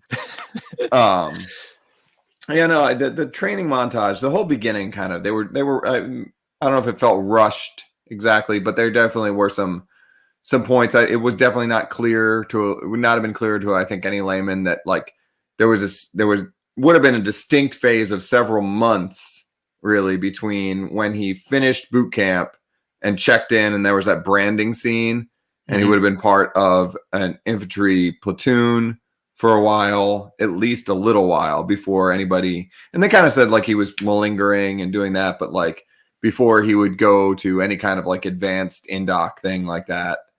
And then they just, and then that whole training part, well, now you're part of stable platoon and now you're going overseas. I mean, it was all very, let's get to the part where we need to make this part in the middle where he's sitting in the desert wanting to do something as long as possible. So we just need to get him there with the minimal amount. Get him bored. Yeah. Yeah. Well, this has not been a boring discussion by any stretch, and I feel like we could go on for another hour, but we are already over an hour, which is longer than our show is supposed to be. So I hate to cut it short here, but we are going to have to start winding it down. So maybe just one or two final points before we get into final summary and review, and we can give it how many oil wells on fire out of 10 for our rating tonight. And then we can do some more bonus content because I feel like we have more to talk about. Should be first. Yeah. I got one last thing. It has to do with the libertarian Marine guy. I don't remember his name, but he's talking about the Constitution and talking to the press. And he's saying, I've got freedom of speech. You can't do this. This is unconstitutional. And Jimmy Foxx is like, you signed a contract. You don't have any rights, which is obviously false. You can't sign away your rights any more than you sign a contract to get rights. But at one point, the Jimmy Foxx makes the point like, you're a Marine in response to like freedom of speech. He's like, you're a Marine. You must pay for everything you say. And I was like, everybody pays for everything they say all the time. Some costs are small. Other costs are big. but we all pay. So it struck. It was just a funny thing for Jamie Foxx to say, like he thinks speech is just free when you're not in the Marine Corps. You could just talk and say, and there's no consequences and whatever. Who cares? I could just say whatever. I could just yell fire in a crowded theater, or I could tell somebody I'm going to murder them. It's no big deal. Who cares? It's just speech. But we all do. There's always consequences. There's always somebody that doesn't want to hang out with you because of what you say. There's always somebody who's offended by what you say. There's always somebody who laughs at what you say. There's always somebody who wants to hang out with you because of what you say. There's always costs and benefits and consequences of free quote unquote speech. So I thought that was just a funny little bit in the movie. And this movie had all kinds of stuff to inspire me to talk about it. This is rife with the content, like most war films do. But I think this movie has a little bit extra with the different talk about freedoms and rights and things like that. Yeah, I hadn't even considered that character as being kind of libertarian-ish and throwing those things out there. But I tend to agree that at least some of those points getting out there is interesting. And for what it's worth, he would, that's pretty normal to get like some kind of a briefing before you're going to have any meaty guys around. Hey, these are our talking. I forget basically, you'd be giving talking points and be told to kind of say like, well, there's a command message and it's this, and try to stick to. And if you don't know anything else, just loop back to the command message. And like, I don't know if they learned since 1991 or if 1991 was when they perfected it, but it was like, generally speaking, you were supposed to, like, if you said anything, like if you didn't know anything other than what the command message was, we're here to save and protect the people of Iraq from the blah, blah, blah, kind of a canned speech, and just bore whatever media personality, whoever's interviewing you, with the same thing that the last 15 people said is what was expected of you. Yeah, and this seemed like an homage to the Full Metal Jacket scene where he goes, I wanted to go to foreign places and meet interesting people and kill them. Man, I missed that one. All right, the last thing I've got is there's at one point the general, he's very briefly in the film, but the general is giving this motivational speech to all the troops. And he's talking about how we're going to go get some, and we're going to go kill all these Iraqis and whatnot. And it just struck me very much like a football coach speech, or any kind of sports coach really firing up his players. And how I know there's this one, I don't remember the name of the guy, but there's one coach. I don't know if it's the coach of the Spurs or some coach. I know there's some coach, maybe it's a football player coach, but he's like, he doesn't give motivational speeches. He's like, if you need motivation more beyond, doing your job, making millions of dollars to feed your family, then I don't know what I can hand to you. But there is something very primal and very, you feel this energy from everybody else, and getting fired up and excited to do something. Like, you wouldn't need a motivational speech to get people to do things if it was really necessary, if it had to be done, if these people had a vested interest in doing it. But you need to motivate people to go over and kill people that they have no reason to kill, that aren't a threat to them, that have never been a threat to them or anybody they know.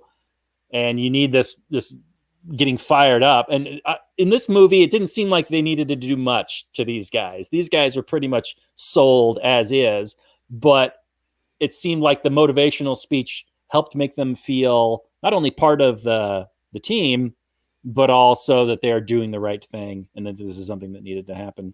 And it's just interesting the psychological effects on the young mind, because the whole time I'm sitting there going, ugh, this is like disgusting propaganda and I'm sick of it. But for them, it's like, hoorah, get some. Come on, let's go. This is awesome. We're awesome. Let's go do awesome shit. I don't know. It's what a difference. Yeah, it was. I've heard a few speeches. Most are not so inspiring, but you just have to say hoorah along with them. All right. Well, thank you for the final notes there, Robert. Why don't you lead us off with final summary and review and give us how many oil wells on fire for you? Okay. Well, I thought even though the lead is a pretty much, obviously everybody's just being told what to do. So you don't get the main characters making interesting decisions that affect the plot. But you do get him being interesting in this film. You get him being an interesting character. He's like smarter than the average Joe. He's like reading Camus, and he's he doesn't want to really be there, but then he gets the taste. I thought it was interesting that he got the taste for wanting to kill by being good at something. Like he's got this skill of being able to fire a rifle with shooting with pinpoint accuracy. And he's like, I've got this. I want to put it into play. I want to make use of it. I want to be an instrument of destruction, but I want to use this skill. And I could very much identify with that. Like I've gotten into archery and shooting quite a bit, and I don't have the desire to go kill somebody, but I do see, I do really get a thrill out of having, shooting bullseyes and hitting a moving target. Well, that would be even more exciting. And probably hitting a person would be pretty thrilling, even if horrifying, if I had to do it. But yeah, it's, I can see how the psychological effects play on people. And that's really strong and apparent in this film. You really get this guy, you get into this guy's head throughout the whole film. And that's, you're with him the whole time that he's experiencing all these different emotions. And yeah, there are some scenes that were definitely cut. It would have been way stronger of a scene when he's like, go, your boy's going to get cut out of the military. And he's like, goes over and he's like, what, you didn't even want to tell me? And the audience is like, oh, these guys care about each other. These guys are really, really good friends. It's like, oh, I didn't even know that. But yeah, this is still a strong film. I don't know if it's my favorite anti-war film, but it's definitely up there. I think this is underrated. I think this is probably the best film that I've seen about the Iraq War for sure.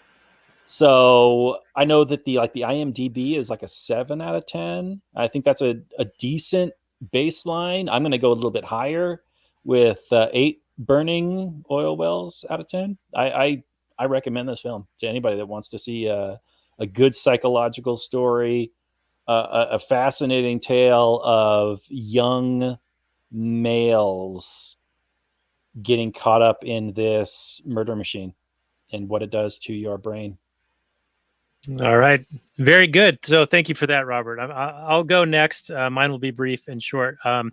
I was prepared to be the Robert on this movie review. I actually didn't think that much happened in this movie, and I wanted my protagonist to protag. I was a bit bored in watching this, and I wasn't all that following what was the point of the story. Now, after this discussion, I do have some newfound appreciation for it, for all the foreshadowing and all the homages and things like that. So perhaps this is one I need to go back and watch again to truly appreciate. Granted, I do think that there are a few areas where they had some scenes that did not pay off, and maybe it would have benefited from doing that. But overall, it's a pretty competent film. I think that it attempts to explore the psychology and the being disturbed by the training and the aspects of going to war and being thwarted in trying to utilize that training and getting bored. But I don't think it does it as well as getting into the psychosis like we see in Full Metal Jacket, Deer Hunter, or Apocalypse Now. I think that this pales in comparison to those 3 films. Granted, those are 3 great films, so I think it's a pretty lofty perch to try to reach.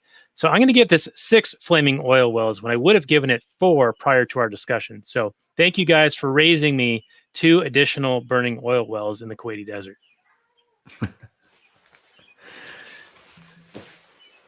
And I'm glad I at least brought up some of your opinion of it, and I think you're right that there's some payoff parts. I think again part of it was that the idea is there's not going to be a payoff, which is a a tricky concept to pull off with a movie. Yeah, now that I have an appreciation for that, maybe it's okay. Yeah.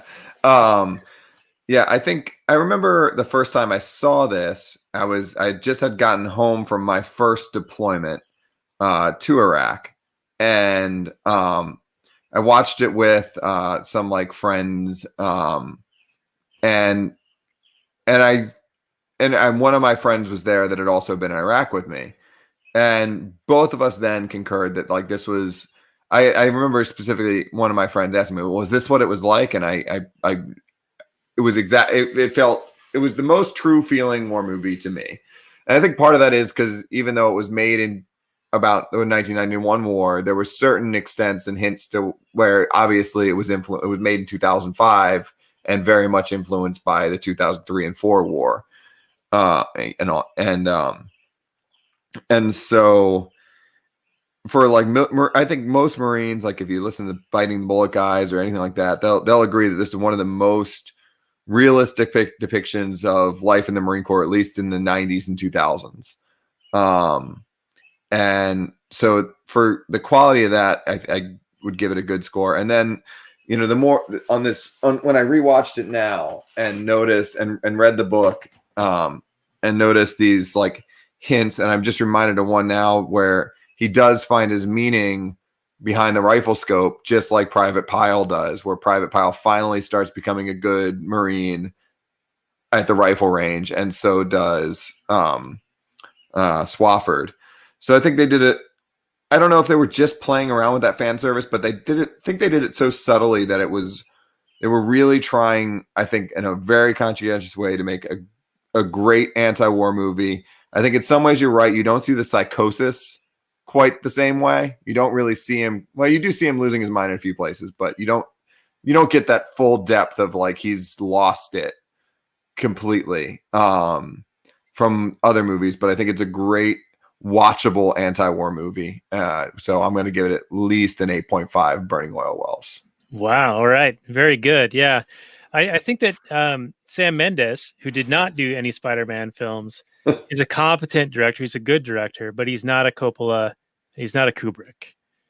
And so maybe that's where, because those guys, I mean, they get into psychosis and they have like, I don't know, filmmaking ways of like making that apparent to a viewer, where I felt like we were just watching Jake Gyllenhaal act it out. We didn't see a whole lot of things happening in the way it was shot. Granted, there is he sees his girlfriend in the mirror and he's like vomiting the sand and there's that harsh light on him.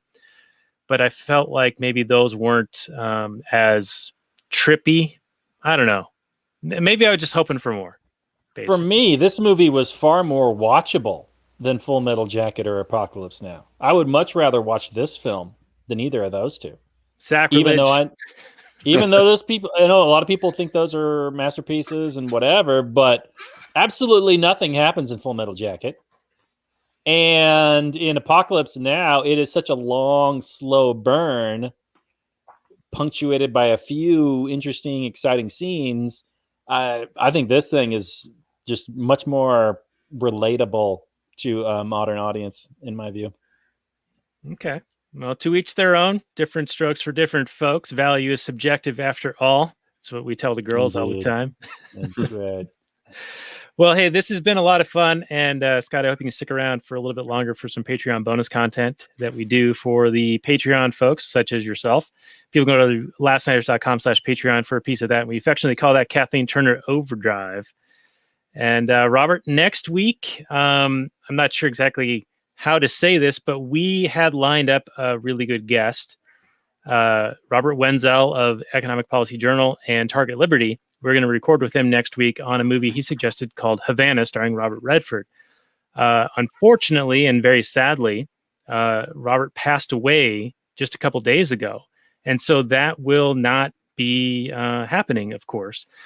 We're still going to do the movie. We're still going to do the episode next week. And I'm going to try to talk from what I felt like maybe his perspective might be. I've been reading his sites, the 2 sites, for multiple years, and I kind of have the gist of what why he suggested this movie as it relates to current events.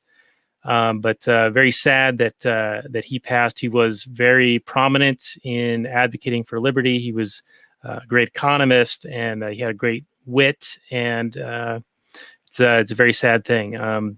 We had reached out to him just about 3 or 4 weeks ago, and he was enthusiastic about not only doing this movie, but also potentially doing other ones as well, including Mr. Jones and Open Secrets, which was an article he'd written on his site that prompted me to reach out to him as a guest. So that's what we're going to be doing next week, Robert Redford's Havana, and unfortunately no guest as he has passed away. So I didn't want to open on this sad note, so saved it for the end here. But do join us for that episode next week, ladies and gentlemen. And Scott, I sorry to do this to you, but hey, how about you tell us, our audience, where they can find your stuff and remind them what you do? Very happy to. Yeah, hard to follow that up, and I'm sorry. But yeah, if you're interested in anything related to anti-war, please check out my podcast, Anti-War Podcast, or Why I Am Anti-War. You just type in that as a hashtag. Find me. I'm most active on Twitter. Someday I'll have a website up. You can email me at antiwarpodcast@protonmail if you want, or at Gmail. Either way, just depending what you feel secure. If you want to share a story, and it doesn't have to be your own personal war story. It could be that you watched Generation Kill, or I'm sorry, I'm mixing up the movies, but if you watched Jarhead and found it to influence you to question war, then shoot me an email and I'll ask you how it affected you and what part really made you think, and then we'll get that out in the world so somebody else maybe checks it out. If everyone doesn't have time for a 2.5-hour podcast, they could do my 5-minute chunks, Yeah, right. Well, thanks again for being our guest. And again, I hope you can stick around for a little bit longer. And Robert, you have any final messages for what people can do to support the show and what we do over here? Yeah, you can voice your anti-war feelings to your friends and family. I'm not a fan of, writing your senators and that kind of thing. It feels like you're one of the peons begging your masters to please do what you say, or please whip you less, or that kind of thing. I'm much more of you are a sovereign individual. You go ahead and live your life freely and let the little authoritarians try to hold you back. But if the anti-war movement really has disappeared, people, it's not on the TV every night anymore. You're not seeing the dead bodies come back. And I know that's a whole lot of censorship going on, but there's also just a massive lack of interest. And I know the mainstream media really fuels that. And that's really a controlled opposition at this point. But what people see on their screens is what they seem to care about. And they don't really seem to give a shit too much about mass murder on foreign soils.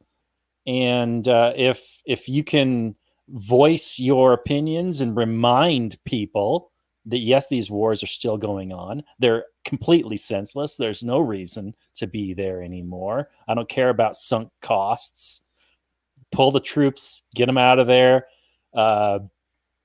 Reduce the size of the army, the military. Obviously, there are bigger forces at play and reasons why these wars happen. But, the hippies used to ask, what if they held a war and nobody came? I know the young soldiers get bribed into doing this. Young men get propagandized. They think that it's a way to achieve manhood and that kind of thing. But if we can change our views on these sorts of things and not glorify war and murder. Yes, we should absolutely glorify protectors, but that's not what this is. And we all know that. So all of those things If you can voice your opinions among your friends, if you remind them that these wars are happening and that they are absolutely immoral, then you will be helping us immeasurably. So thank you much for that. Thank you for listening. It's been my pleasure.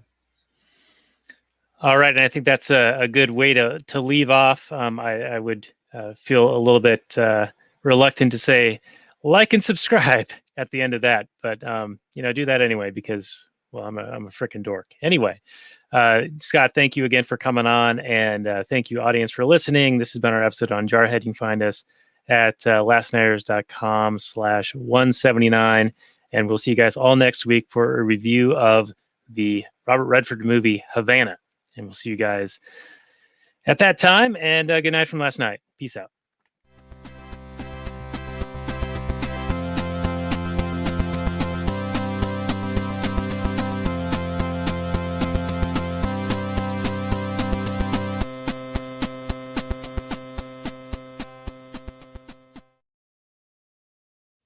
All right, and we're going to continue the transmission just a little bit longer than the actual Anarchy podcast. I'm always nervous when we do these Memorial Day or Veterans Day related movies because we are hardcore libertarian anarchists who oppose war and sometimes have some spit and vinegar for what the military does in foreign entanglements and whatnot. But I do feel like we navigate these fairly well and somewhat respectfully. I do agree that a lot of people get into these things with noble intentions and have goodness in their hearts and think that they're doing a good thing. But of course, that's exploited and turned for ill, unfortunately, when you have a military industrial complex and this self-reinforcing structure, such as how we discussed during the episode. There's certain forces at play that make it so that you sort of need to utilize these things and you can't ever draw them back. You always need to expand them and come up with justifications for doing so. So that's my little soliloquy here at the end of the show. And I did have one other question. We, of course, see near the end of the film where they get over the berm and they see the Highway of Death, I think it was called. And it wasn't clear to me, both in my fuzzy memory from these events back in 91, but I don't think they really talk about it in the film, is who killed those people who seemed to be fleeing Baghdad, I think it was. Was it the airstrikes by the U.S. military, or was it the Republican National Guard or whatever, the Saddam's like elite, killing people trying to escape as traitors? It was us. Okay. Yeah.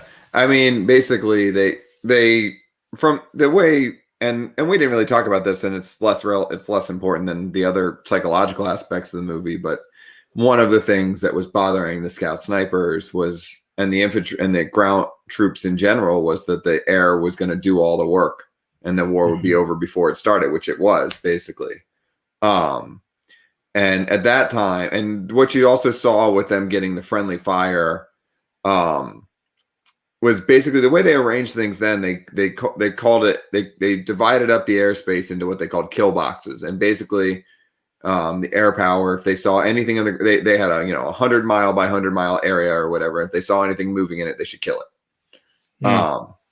And that's why there were occasions where communication wasn't, so there were a few friendly fire occasions where if you move too far north too quickly, you're going to end up in a kill box. You know what I mean? If you didn't get told that this is an area that is a free fire zone effectively for the Air Force right now, if you wander into there, then you might end up dead. And with the Highway of Death, effectively, was as the Iraqi army was retreating, they were retreating by any, I don't know what other civil, I mean, the occupation, the buildup for the war was something like 6 months. So that means Iraq was occupying Kuwait for 6 months. And I don't know what exact plans they had, and who other than Iraqi military would have been in Kuwait, but effectively that it was, at least from our perspective at the time, it was the Iraqi army retreating. And they basically just blew up, destroy all the trucks going at the front of the column, and then from there they just destroyed everything else down the line. So aren't these war crimes to murder from a lot of retreating enemy? Yeah. Well, I don't know that retreat necessarily, and I would say I'd venture to say it was not justified. It's not clear whether they were surrendering or not. It's also not, I don't know what proportion of them were civilians at all. You know what I mean? Who were, whatever Iraqi civilians might have been moved into Kuwait in that time frame. I don't know how fast they were planning to settle it or whether they were oil workers. Mm-hmm. I get the impression that there were definitely a good number of civilians that were involved that were trying to escape. But a retreating enemy, I don't know, is necessarily protected unless they're surrendering, in the sense that they could be like, there's such a thing as a tactical retreat. We're going to pull back to an area and then continue fighting. Right. You know what I mean? But it was definitely pretty, I don't know. I should have dived in more onto it, because I know that there are some interpretations of it being a criminal, or at least overly zealous, to the point of, just pretty extreme gnarly killing for just the sake of showing what we could do. At that point they were in full retreat, so some people do call it a war crime. I think I probably have called that in the past. To be fair, I think there could be charitable interpretations wherein if you really think it's the Iraqi army retreating to a position that we're going to then advance into, you could charitably explain it that way. But I think it was right. If they were going to retreat great. And then fortify, and yeah, okay, that makes some sense. I don't know enough about it, but it just, from what's depicted, it just seems like they're just sitting ducks, shooting gallery kind of style, and defenseless, basically. So yeah, and so that's the question of like, I don't really. They definitely were defenseless. I mean, that's the whole thing. I've been mulling over myself how the extent to which air power is just a cowardly way to fight in general. That especially when there's no when the airspace is uncontested, if we just bomb the hell out of people from above and they're with no danger to us at all, like, I don't know that taking personal risk makes war more justified somehow, but it feels a little bit less cowardly and pathetic compared to just slaughtering thousands of Iraqis trying to escape, most of whom are conscripts. Mano a mano seems a bit more respectable, even though it's, you're still doing the same thing in a way. Yeah. But yeah. Interesting. Well, we can end it there unless either of you have any more points. Of course, we can continue to discuss in Kathleen Turner Overdrive, but we have been going on the episode for an hour and 42 minutes. So, the only other thing I thought of, just, we didn't really talk much about the movie, and I don't want to drag, but I mean, that's what we do. It's what we do. Yeah. I'm trying to remember if there were any other big moments that the ending, I guess, is the only. I really like the ending. The ending chokes me up a little bit every time. Where they him coming home, or the big party at the end. Not the party at the end. The him being just a little tiny 2 minutes of civilian life for all of them. With how the one guy went on to just being a normal dude, and one is kind of happy with kids in Santa Monica or wherever, and one's stocking shelves in a grocery store, and then they go to Troy, who, if we're going to just trust, and I always did, that they became fast friends somewhere in the course of the story. You know what I mean? That seeing him dead clearly not long after, and also seeing Sykes back in Iraq too. Because there were one or two lines too where they said we're never going back to that shithole again, and I'm sure people had that feeling in 1991, and then to see Sykes back in Iraq near the end of his career, and then Troy dead probably sometime before his time, and it not being clear why. You know what I Yeah. mean? That was touching somehow. I felt like a why for Troy's death would have been useful for the arc of the story. And then seeing Sykes there, and he's sort of like rolling his eyes, like, "Oh, this shit again," even though he's like giving a speech at the end where he's like, "I'm doing this because I love this fucking job. As hard as it is, I love doing this. I wouldn't want to do anything else." And I can certainly see somebody like adopting that mindset, and maybe as a way to convince themselves that what they're doing is, actually something they want to do. Because it certainly seems like a difficult thing to be doing. And since you brought up the party, Robert, I found that party was unbelievable in that the two guys could wander across the desert and then just come upon this with no, like, them being a threat or being, thought of as potentially being an enemy or something like that. It just seemed like there should have been some kind of problem. Should have been there. some sentries or something that maybe like alerted them to the presence of this thing. Yeah, probably. But, theoretically there should have been, but I found it. Well, the party itself I found unbelievable, but the shooting in the air, the like cathartic release thing, I found to be kind of stupid. That would never happen. Like, at least again, not in the 10 years later Marine Corps, but them getting left behind is something that happens to grunts all the time. They just have to walk home. And scout snipers would know how to land nav back to where their base was. They would know how to read a map well enough to walk back to where their base was. I found that to be believable. Like, okay, if I could imagine the battalion and Sykes as the platoon leader, like being like a peace was declared and a bunch of other stuff coming to the top of mind and just forgetting about two Marines is somewhat believable. He should have been more drunk. He should have been very apparently drunk in that scene for him to be like, it was out of character for him a little bit if he wasn't very obviously drunk. But yeah, that the bonfire, maybe the burning uniforms is something you do, but yeah, the shooting in the air kind of, I mean, oh, you know what I didn't touch on either? With Fowler shooting the camels pissed me off too. That was another one, another very realistic Marine thing to do. And then kind of coming across that, like him just shooting the camels for sport. But that was another one where they didn't explain it very clearly. They just have him say, "You should see what it looks like when a camel's head explodes," and then everyone kind of look at him. And if you weren't really paying close attention, you would have pieced together that he's the one who had made it so that 8 Bedouins only had 5 camels to ride. Right. Like in the desert, stranding people. It's like stealing someone's horse. You know what I mean? Yeah. And didn't they also say that Saddam was dead? I think somebody did say something along those lines. They probably thought that maybe at that point.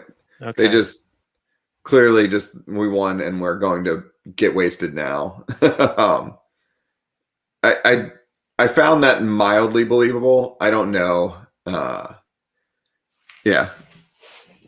I don't know. That was, but yeah, you're right that like it definitely the partying part just, well, I've never been around when we've won a war, so maybe I just don't know that's what my fiance said to me. It's like, well, you've never won a war, so you wouldn't know what that's like. You know what I mean? Right. Yeah. Yeah.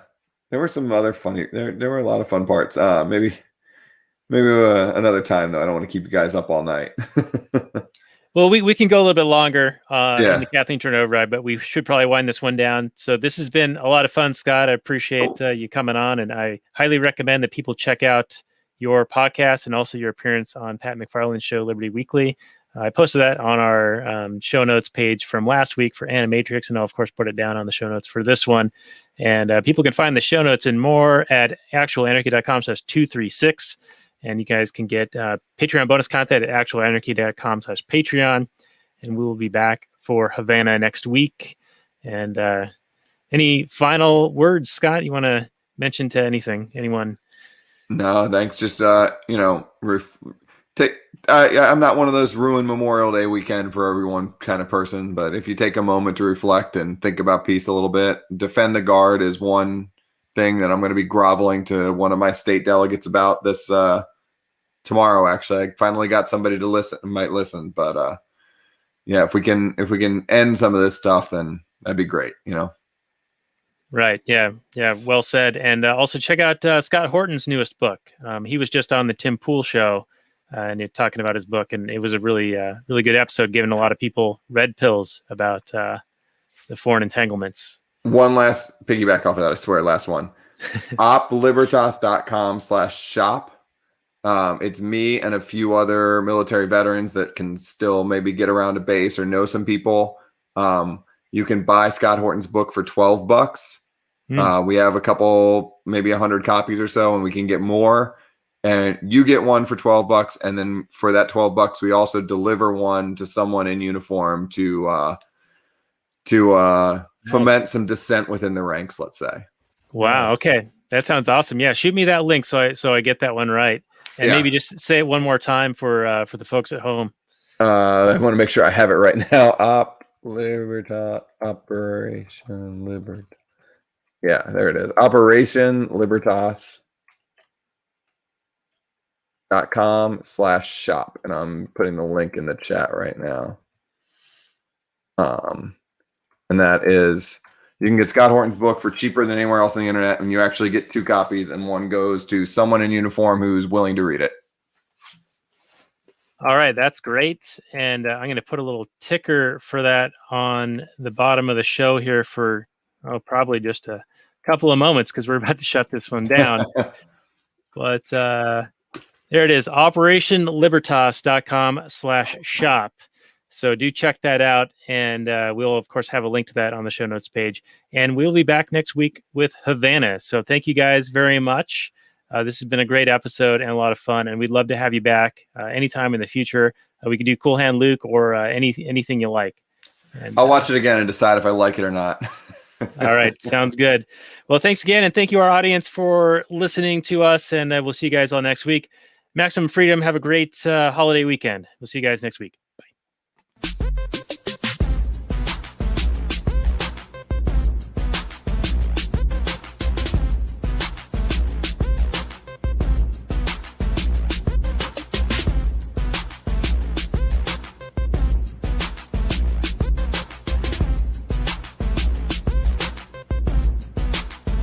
The Chipmunks. CHIPMUNK. We're the Chipmunks. Guaranteed to brighten your day. Do do do do do do do do do do do.